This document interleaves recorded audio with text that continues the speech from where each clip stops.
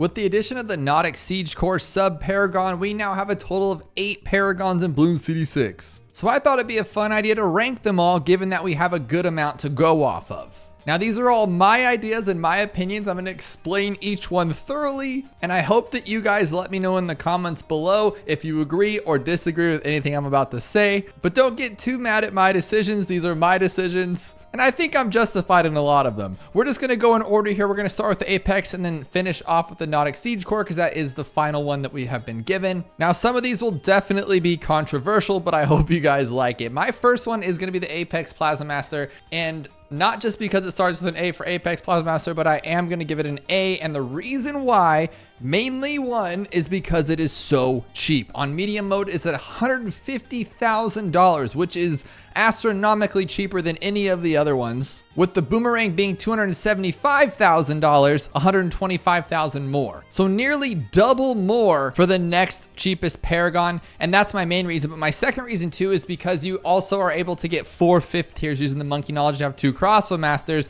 making him start off on a much higher degree than any of these others can, because they all start off at 1 on their baseline. Now, as far as damage goes, it's not the best, but it is early game greatness. You can get it as early as like round 80, or at least I've gotten it at round 80 a couple times on Bloonarius, and I was able to destroy through the rest of it with ease because the Apex Plasma Master is strong enough to do so. Now, obviously, once you get into these later games, the Apex is not that great, but I mean, for what it is and how cheap it is and how useful it is, I want to say it's going to be an A tier. And another reason too is because on the way up to it, a Crossbow Master is great for rounds like 63. It could take out a ZOMG, I believe, if the map's long enough. Now this next one, Glaive Dominus, is where I think we're going to differ from some people out there, is because I want to put it at a C right in the middle. And the reason why is that, yes, it is cheap. And yes, it's great for boss events. It's great for just general popping. I just don't know if I'm going to save up that much to get him. I would just go with the cheaper Apex Plasma Master and then save up for something great like the boat,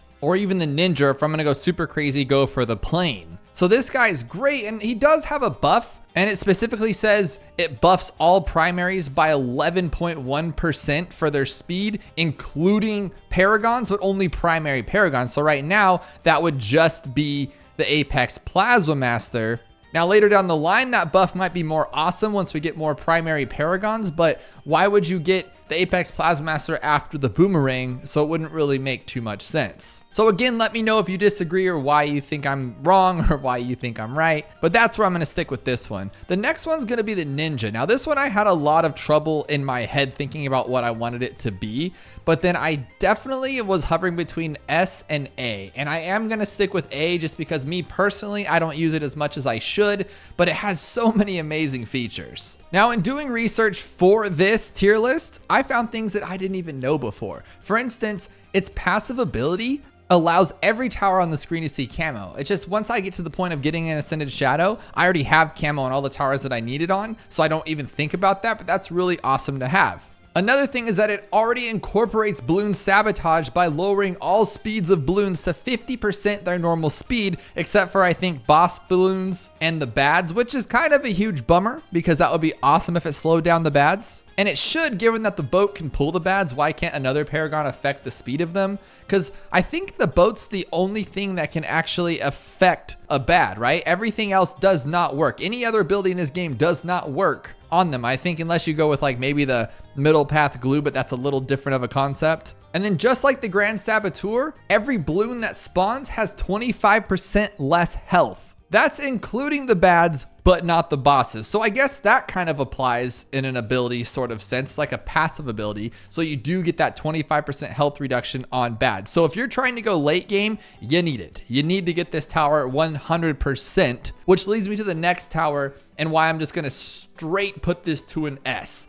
S for awesome, because this boat is clearly S tier. One, and my main reason is because this thing has added like 20 to 50 rounds on my long game record just because of the pull down ability. You can just set a tech bot to it and let it pull it down what it wants to, and those fortified bads go down in one shot, which is purely insanity. That is a reason alone for it to be an S tier. But the only bummer about that is you only get it 2 times per round, but I guess you could buy it and sell it, but that would be ridiculous. but you could extend your long game if that's what you're going for. But then on top of all that, you're getting money per round. You're getting like over $3,000 per round because it has the bottom path a part of it. I believe you get the favored trade sellback price because that makes things worth more when you sell them. You get the buffs of the top path boat. And not only that, on your journey to get the Navarch of the Seas, you can stock up on bottom path boats, which is a great farming method to begin with. So it's not like a wasted one. Like when you're going for the master builder, you don't really need the top path or the bottom path if you're going for like a boss event. You already have the middle path because you're ultra boosting your 5th tier banana, but you don't have the other ones out necessarily. But with the Navarch, you could actually utilize the top path boat because it's an amazing tower, and then the bottom path boat, and of course the middle path boat's great too. So it's just all around awesome. And it also buffs the Goliath Doom Ship and the Nautic Siege Core, which is something I totally forgot about. All the information I'm getting here is from the Bloons wiki, so if you ever just want to know about something in Bloons, check it out because that's where I get all my information from. Hope it's all legit. But I could dedicate an entire video to why this one is the best Paragon of all. The only downside is its price, but that's expected for how amazing it is. Like if you took away the boat pull down, it would still be great, but I think that's what makes it what it is. And I don't understand why the speed boost wouldn't apply to the bad, but from the ninja, but then the health decrease applies to the bad. That's a weird choice, isn't it? Next is the Master Builder. Its name alone makes me laugh. And I know I'm gonna get hate for this. I just don't like this one. I really don't. I want to put it as a D, but honestly, I'm just gonna put it as an E. I only get it because I can. I get it because I'm trying to beat like an elite boss and I'm allowed to have all the Paragons, which normally you're not. So the only time I use this tower is when I'm trying to go crazy late game, like as far as I possibly can. And even then I get it very, very, very last. Now, I don't know why I have so much hate for it. It's really, really strong. You get those 3 things. One of the reasons why I don't like it is because that one sentry, the purple one, it follows your mouse around and I can't stand that. Like it should be able to lock in place. It really bothers me. I don't know why. I'm like a dog with a laser pointer or a cat with a laser pointer. I'm just like constantly looking at it and I don't need to. I just want to get my mouse to where it needs to go. A couple things that I'm reading about here though is Master Builder's main attack and their sentries will deal bonus damage to any boss balloons, including elite bosses. Each round also increases its attack speed by 10%. Which is pretty awesome. So that would mean that you would need to get it first. And maybe that's why I'm not the biggest fan of it. Maybe it's because I get it very last. By that point, the rounds are moving through slower. You're not growing up in rounds as fast. So maybe if I started with it first, but it costs so much money. I believe it's like 650 grand on medium. That's after going with the high price of the middle path ultra boost and the high price of the bottom path. Just not the biggest fan. And I was about to say, why would you do that when you could just use the boat? I totally forgot about another thing about the boat. It pulls down passively every single Moab and DDT and ZOMG and BFB that comes onto the screen. Yes, it has its ability that you click on, but it also just pulls them down. I totally forgot about that. That's what makes it so awesome and adds to your end of the long game rounds. Oh my gosh, if I could make this S+, I would because it's amazing. Next is Goliath Doom Ship. I want to put him at an A, but price alone, I feel like it should be a B, but then the price is understandable given that the bottom path is one of the most expensive 5th tiers in the game. So that shouldn't hinder it, but it does. But it's just so strong. I'm gonna go with an A. You guys let me know if I'm wrong. And if you're enjoying this so far or agree with anything that I'm saying, definitely hit that like button because it helps get this out to other people. Subscribe if you're new. And again, let me know below how crazy I am for what I'm going with here. But this one's just great. And honestly, the thing I love about it the most is its ability. I'm really lazy and don't usually like to use abilities in Bloons TD6, but the fact that you can click that thing and it just destroys everything in its path. For instance, I just recently went to a super long round with the Goliath Doom Ship on Resort. And as you know, everything kind of circles around on Resort in that one little area. So if you set the bomb to there, it just destroys it all. And it's amazing. I really, really like the bomb. Another thing is it's a global tower. So if you're fighting something ugly like the boss Vortex that shocks everything, you can put this thing off in the corner and it just destroys it from a distance and it'll never get that shock value thing. I love the global range towers. I always have. Now this thing costs $900,000 on medium, which is just insanity. So I should be like A, B. How about that? Or A minus. That price is hefty. It's honestly too hefty, but also the price is too hefty, I think, on the bottom path one to begin with, the Flying Fortress. I never really use it because I only use it in Impoppable because that's where I have a lot of money is on Impoppable.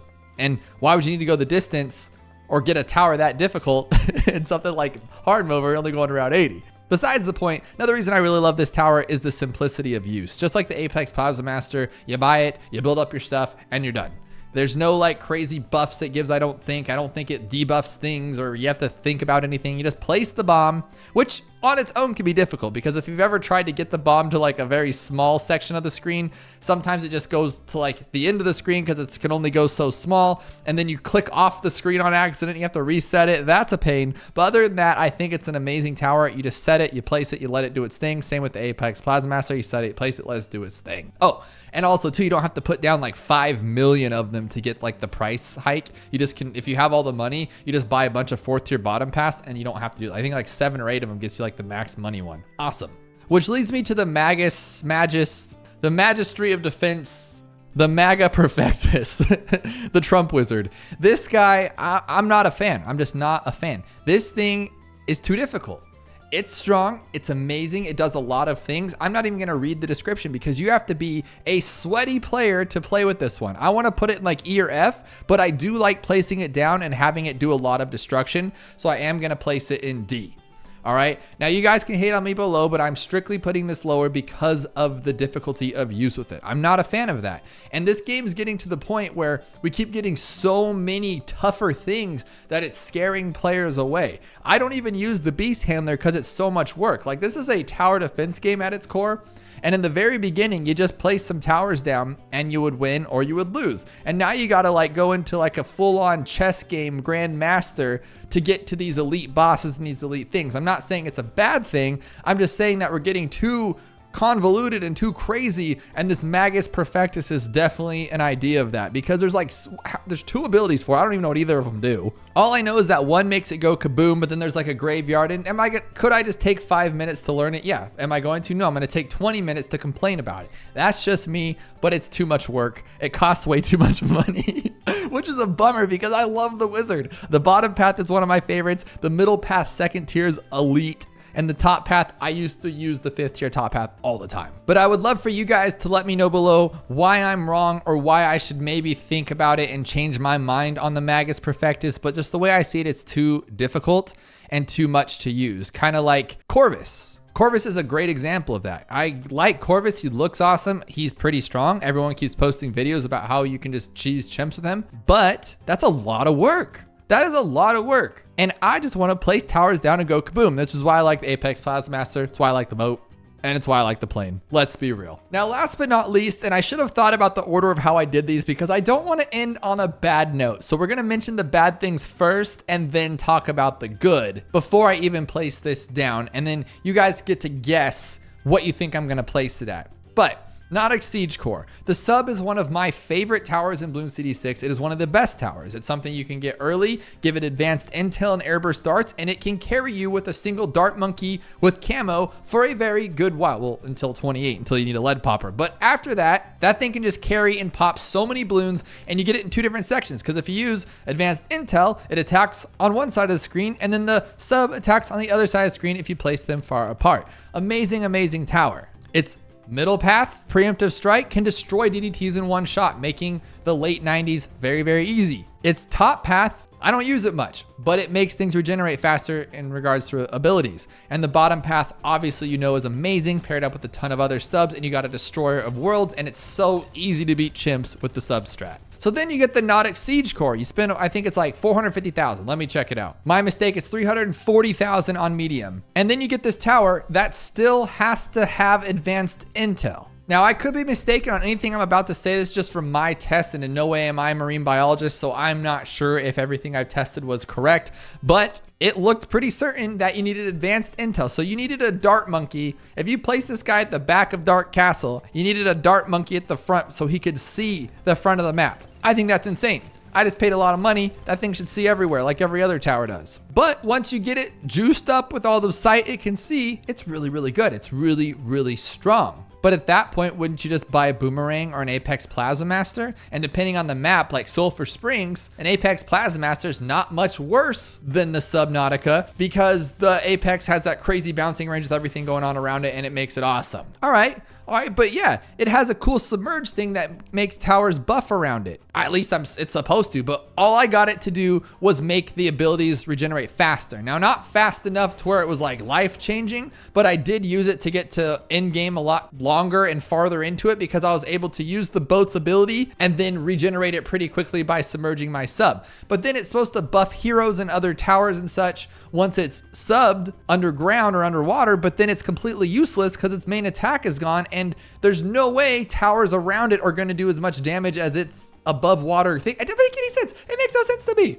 I don't get it. I could be wrong. So then you're like, okay, well, there's a nuke. It literally has a nuke on it. And given that the fact that the plane has an amazing carpet bomb that destroys everything, you'd think this nuke that takes a quarter of a minute to work would blow everything up, but it doesn't. You wait all that time and it kind of destroys stuff. Now, it did push me over the edge to beat the later rounds, like the rounds 250s and pluses and stuff. Like, it was just that extra much to get us through the next round. But with a cooldown rate of 16 hours, I want to end this on a good note. I'm mad. I worked myself up. What is the sub good for?